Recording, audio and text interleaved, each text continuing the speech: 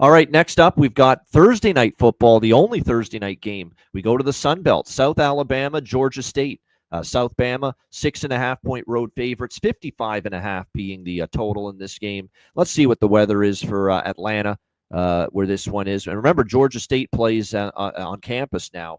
None of this nonsense where they play at the Dome anymore. But it looks like, 4.5 mile per hour winds, no wind, no rain there. So good weather coming up on Thursday night. I think I have to take Georgia State here, quite honestly, because South Alabama's collapsed. I don't know what's happened here to the South Alabama Jaguars, but this has been a really brutal last few weeks. I mean, they're 0-4 straight up and against the spread. Their last 4 games. They're actually 0-6 straight up, going back to the loss they suffered against Tulane. You know, they covered against Tulane and Auburn as big dogs, but you look at them as favorites here. 16-point favorite. They lose outright to Coastal in a mistake-prone game by South Alabama. They get whipped by North Texas. They get lose to Troy, in a pick'em range. They're actually a slight favorite, but they lost to Troy 31-24. And then Arkansas State. And I was on Arkansas State plus the points last week. I said, you know what? I got to move on this. I don't trust South Alabama's current form right now, laying more than a touchdown. And sure enough, they lost outright to Arkansas State. And Arkansas State, you would have told me Arkansas State was only going to score 15 points. I said South Alabama was going to roll them, because their defense, Arkansas State's been the issue. But the defense completely bottled up South Alabama. Davenport only had 118 passing yards. They couldn't run the football at all in that game, South Alabama, for the most part. Just an ugly, ugly game overall. And then, of course, they get beat on the last second field goal in that game. So there's some real problems here. And to be honest with you, I have never been the biggest Major Applewhite fan.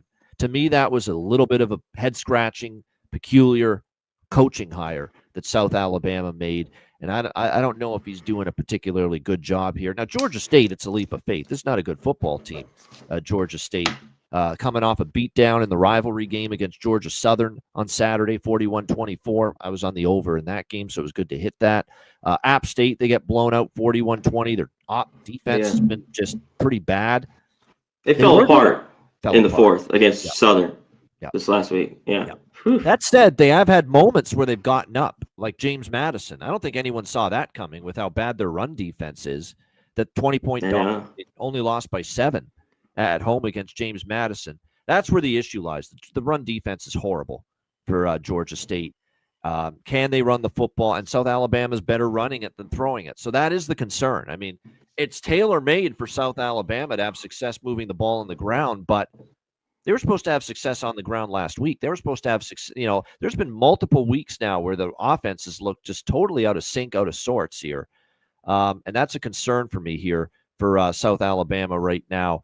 Now, they do get a little bit of South Alabama gets the full prep week and then some, because this is Thursday. They played last Tuesday.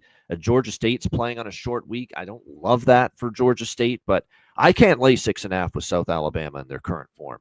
It's the question of, do I take Georgia State as a home underdog here? I am leaning that way, though. I can tell you that. C-Mac, what do you think? Yeah, I'd love for this to be more than a touchdown here to get 7 or more, because I already like it with Georgia State. I think we have to take it. How bad they are. They kind of need to sell out their defense on the run, because that's the one thing South Alabama's bad as they've been in their offense.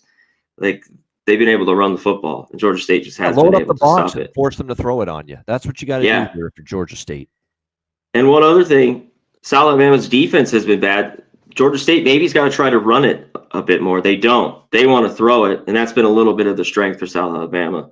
23rd, they give up 175 yards through the air to South Alabama. But I think Georgia State, one thing, the series has been dead nuts unders the last few years. And it's just weird middle of the week, because even when I think Georgia State's been an over team, seems like how is there not points with them in this game? But if you're ever going to get up, like it's here, I think, at home midweek, where both these teams have just been, if you want to be backing them, you're not making any money. And they're both 1-6, 2-6, 1-6 ATS for Georgia State. But yeah, I think I love that more than the touchdown here with Georgia State. I think they could at least keep it close at home. Just that fourth quarter where they were in with Georgia Southern, he gave up 3 touchdowns. Yeah, I know it was a close game till then. Yeah. I know. It's horrible. So we'll see if this baby goes up, how this works out. But I already kind of like him at 6.5. Georgia State. I got a feeling. Little Beatles there, since we already threw it out. Yeah. I got a feeling. Yeah, I'll say this about Georgia State. The quarterback change seemed to work. Cameron Brown took over from TJ Finley, and he played well. He did against Georgia Southern. Georgia Southern's defense is rough, I get it, but 280 through the air, didn't have an interception. 29 for 38. That's a heck of a completion rate. Great completion percentage. He's a dual threat. He ran for 120 on the ground. Cameron Brown, including a touchdown. And he sparked the offense for Georgia State. So give them credit. They made the quarterback change. It looked like an upgrade to me because TJ Finley was kind of sputtering earlier in the season. I agree. So, go with Brown and take care of the ball, which he did pretty good this week. I mean, you take away the fourth quarter meltdown, and they were leading. Not only were they were actually leading that football game going into the fourth quarter, and then 21 unanswered for Georgia Southern. Thing is, though, South Alabama, to me, less likely to rip off a run like that because their offense has just looked out of sorts now for several weeks. That is a favorite. So, yeah, you and I are on the same page here. We can only look at the home underdog plus the points there in that one.